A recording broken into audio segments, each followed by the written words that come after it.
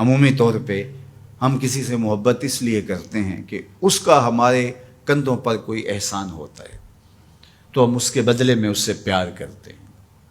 ٹھٹھرتے موسم میں جب بدن سردی سے کپ کپا رہا ہو اور کوئی بندہ دودھ کا گرم گلاس پیش کر دے، چائے کی پیالی پیش کر دے، تو ساری زندگی اس کا احسان نسلی شخص کو نہیں بھولتا۔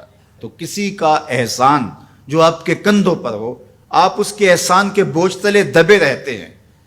یار اگر کسی سے اس لیے پیار کیا جاتا ہے کہ اس کا آپ کے ذمے کوئی احسان ہے، تو مجھے بتاؤ کائنات میں اتنے احسان کسی کے ہو سکتے ہیں جتنے آمنہ کے لال کے احسانات ہیں؟ ہم حضور کے احسانات کے بوجھ تلے دبے ہوئے ہیں۔ میں یہ بات اکثر کہا کرتا ہوں کہ ہمارے بدن پہ اتنے بال نہیں ہیں جتنے رسول اللہ کے احسانات ہیں۔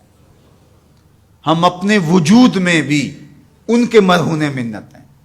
اگر وہ جلوہ گر نہ ہوتے اس کائنات کو خلعت وجود ہی نہ ملتا۔ یہ دنیا بنائی ہی گئی حضور کے لیے۔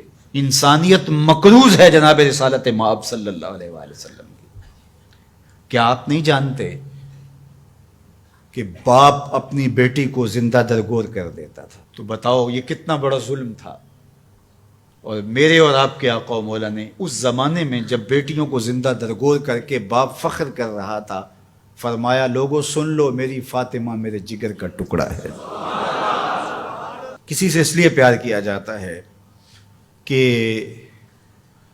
وہ صاحب کمال ہے۔ مشاہیر سے لوگ اسی لیے پیار کرتے ہیں، بڑے بڑے سائنسدانوں سے، بڑے بڑے ہیروز سے، قائدین سے، اہل علم سے لوگ اس لیے پیار کرتے ہیں کہ وہ صاحب کمال ہیں۔ تو کوئی لاؤ نا ایسا صاحب کمال جس نے انگلی کا اشارہ کیا ہو چاند ٹکڑے ہو کے قدموں میں آیا۔ کوئی لاؤ نا ایسا صاحب کمال جس کے ہاتھ اٹھے ہوں سورج پلٹ کے عصر کے وقت پہ آیا ہو۔ کوئی لاؤ نا ایسا صاحب کمال جس نے اشارہ کیا ہو درخت قدموں میں آ کے سجدہ ریز ہو گئے ہوں۔ کوئی لاؤ نا ایسا صاحب کمال جس نے اشارہ کیا ہو کھجوریں پکی ہوئی قدموں میں آ کے گری ہوں۔ او سڑیاں کھجوراں اگا جان دائے، او پتھراں نو کلمے پڑھا جان دائے، قطرے کو سمندر ذرے کو ستارہ کرتے ہیں، کونین کو خم آ جاتا ہے جب زلف سنوارا کرتے ہیں۔ کوئی لاؤ تو صحیح زمانے میں ایسا۔ اچھا کسی سے پیار اس لیے بھی کیا جاتا ہے کہ مستقبل میں اس کی کوئی ضرورت پیش آنی ہوتی ہے تو بندہ تعلق رکھتا ہے۔ تو اگر یہ غرض ہے محبت کی تو بتاؤ نزع سے اوکھا ویلا ہو سکتا ہے؟ بتاؤ حشر سے کوئی اوکھا ویلا ہو سکتا ہے؟ اس اوکھے ویلے نہ باپ کام آئے گا، نہ ماں کام آئے گی، نہ بہن کام آئے گی، نہ بھائی کام آئے گا، نہ بیوی، نہ دوست، نہ اولاد، نہ مال، کچھ بھی کام نہیں آئے گا۔ اگر وہاں کام آئے گا تو آمنہ کا لال ہی کام آئے گا۔ تو پھر آؤ نہ ان سے محبت کا رشتہ جوڑتے ہیں۔ کسی سے اس لیے پیار کیا جاتا ہے کہ وہ سونا بہت ہے۔ اچھا یہی معیار ہے اگر کسی سے محبت کا، اور یہی سب سے بڑا داعیہ ہے محبت کا، تو آؤ پھر اس سے پیار کریں۔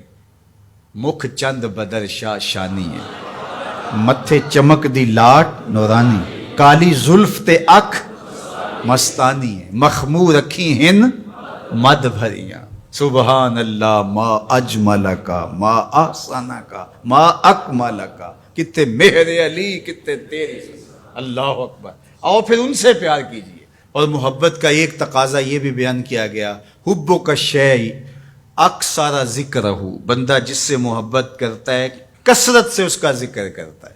کوئی بہانہ تلاش کر لیتا ہے، کوئی راہ تلاش کر لیتا ہے، کوئی سلیقہ کوئی طریقہ ڈھونڈ لیتا ہے ذکر کا۔ جو کسے دا عاشق ہوئے گل اسے دی کردہ، میاں صاحب کا لہجہ دیکھیے، جو کسے دا عاشق ہوئے گل اسے دی، سو مکر بہانے کر کے مرنے ہو دے مردہ۔ تو جس سے محبت ہوتی ہے تو بندہ پھر اسی کی بات چھیڑتا ہے، اسی کا تذکرہ چھیڑتا ہے۔ کثرت ذکر قرار جاں کا سبب اور ذریعہ ہے، اور تسکین کا سبب اور ذریعہ ہے۔ محبت کا ایک تقاضا محبوب کی اطاعت اور فرما برداری ہے۔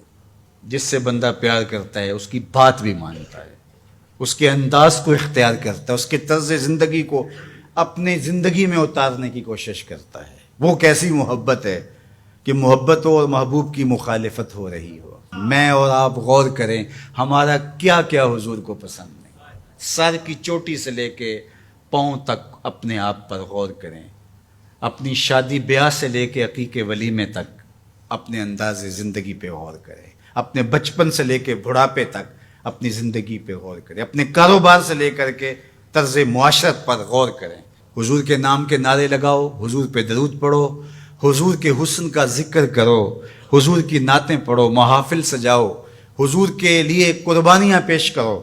لیکن کیا ہم اپنے جذبات کی قربانی نہیں دے سکتے؟ اپنی زندگی کو ان کی محبت کے سانچے میں نہیں ڈال سکتے؟ اگر ہم نہیں ڈال سکتے ہیں تو پھر ہماری محبت ابھی خام ہے، ابھی کچی ہے. یہ ربیع الاول کا موسم یہ ہمیں موقع فراہم کرتا ہے. کثرت ذکر محبت کی نشت کا سبب ہے. حضور کے جمال کا تذکرہ حضور کی محبت کی نشت اور نہضت کا ذریعہ ہے. حضور کے فضائل و مناقب کی باتیں سننا حضور سے پیار کو بڑھانے کا ذریعہ ہے. اور پیار جب پیدا ہوتا ہے تو پھر اس کا لازمی نتیجہ عمل اور عملی زندگی بھی ہے. اس لیے اس موسم کو بھرپور گزاریے گا، اچھے انداز سے گزاریے گا، اور میلاد کے نام سے کسی خرافات سے اپنے آپ کو محفوظ رکھیے گا. یہ دھوم دھڑکے، یہ ڈھول باجے اور یہ رسے باندھ کر کے راستوں کو بلاک کر کے لوگوں کو اذیت پہنچانا یہ میرے نبی کا طریقہ نہیں ہے. خوبصورت انداز سے گھروں میں درودوں کی محافل سجائیے گا. اپنے بچوں کو بٹھا کے سونے محمد پہ درود پڑھیے گا. مساجد میں حضور کے ذکر کی محافل کیجیے گا. صدقہ و خیرات کیجیے گا. اپنی ہمسائیگی پر، اپنی رشتہ داری پر غور کیجیے گا، اور جہاں ضرورت ہو وہاں آپ ان کی مدد کے لیے پہنچیں. یہ میرے حضور کا طریقہ اور یہ حضور کا انداز ہے.